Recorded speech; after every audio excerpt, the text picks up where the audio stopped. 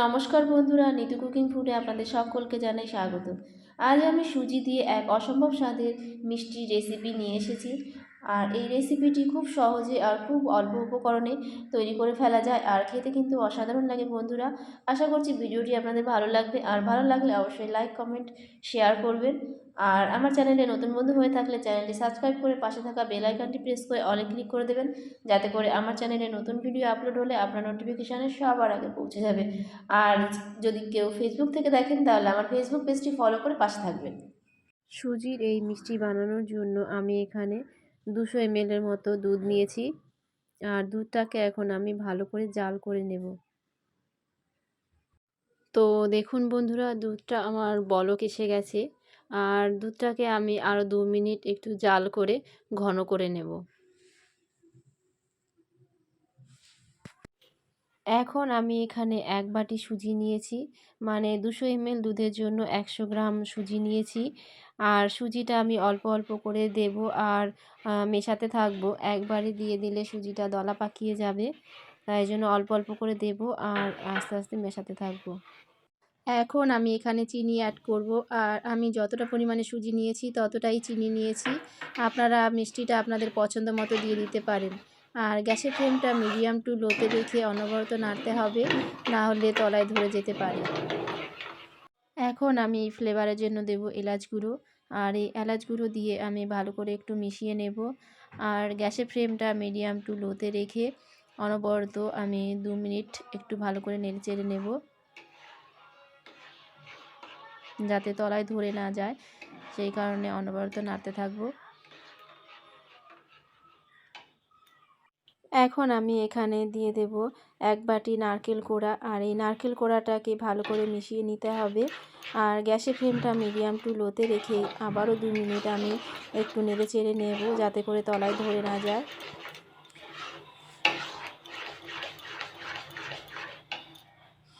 এখন আমি এখানে 1 চামচ বাটার অ্যাড করব। আপনারা এখানে বাটারের পরিবর্তে ঘি দিতে পারেন। আর এই বাটারটা দিয়েও আমি ভালো করে মিশিয়ে নেব, আর গ্যাসের ফ্লেমটা এই সময় মিডিয়াম টু লোতেই রাখবো। লোতে রেখে আমি ভালো করে আবারও 2 মিনিট একটু নেড়ে চেড়ে নেব।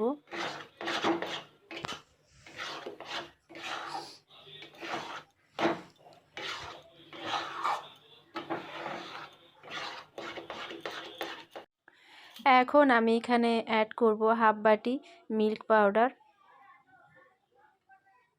এখন এই মিল্ক পাউডার দিয়ে গ্যাসের ফ্লেমটা মিডিয়াম টু লোতে রেখেই ভালো করে মিশিয়ে নিতে হবে।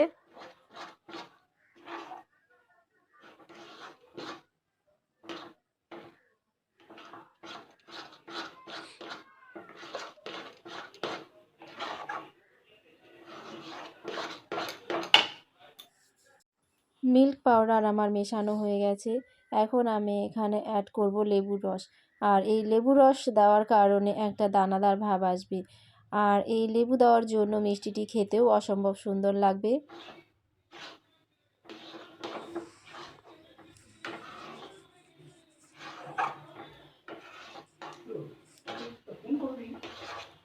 এখন আমি এখানে একটা বাটার পেপার নিয়েছি, আর এটাকে আমি একটা রোলের শেপ দিয়ে নেব। আপনারা চাইলে একটা প্লেটে ঢেলে এটাকে বরফি শেপে আপনারা কেটে নিতে পারেন, কিন্তু আমি যেহেতু এটাকে একটা রোলের শেপ দেব, সেই কারণে একটা বাটার পেপারে আমি এরকম মুড়ে নিচ্ছি।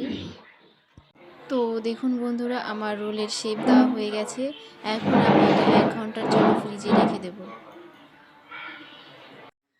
তো দেখুন বন্ধুরা, 1 ঘন্টা পর ফিরে এলাম।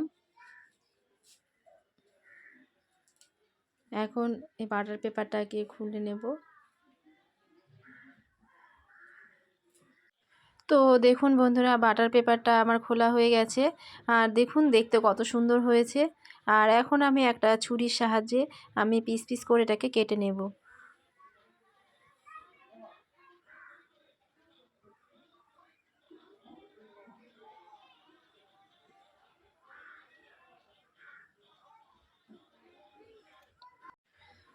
তো দেখুন বন্ধুরা, দেখতে কত সুন্দর হয়েছে।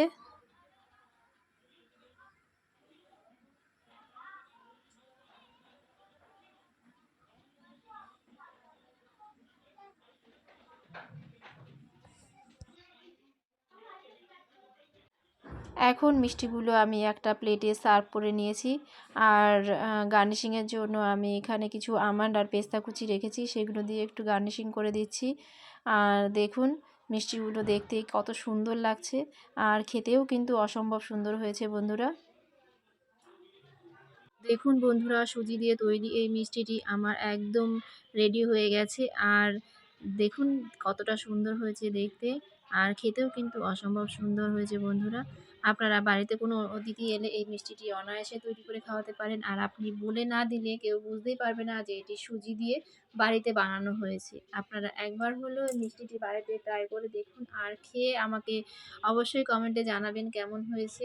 আর যারা আমার চ্যানেলে নতুন, এইরকম নিত্য নতুন রেসিপি পাওয়ার জন্য আমার চ্যানেলটি সাবস্ক্রাইব করে পাশে থাকা বেল আইকনটি প্রেস করে অলে ক্লিক করে দেবেন, যাতে করে আমার চ্যানেলে নতুন ভিডিও আপলোড হলে আপনার নোটিফিকেশনে সবার আগে পৌঁছে যায়। ভালো থাকবেন, সুস্থ থাকবেন। আজ এই পর্যন্ত। ধন্যবাদ।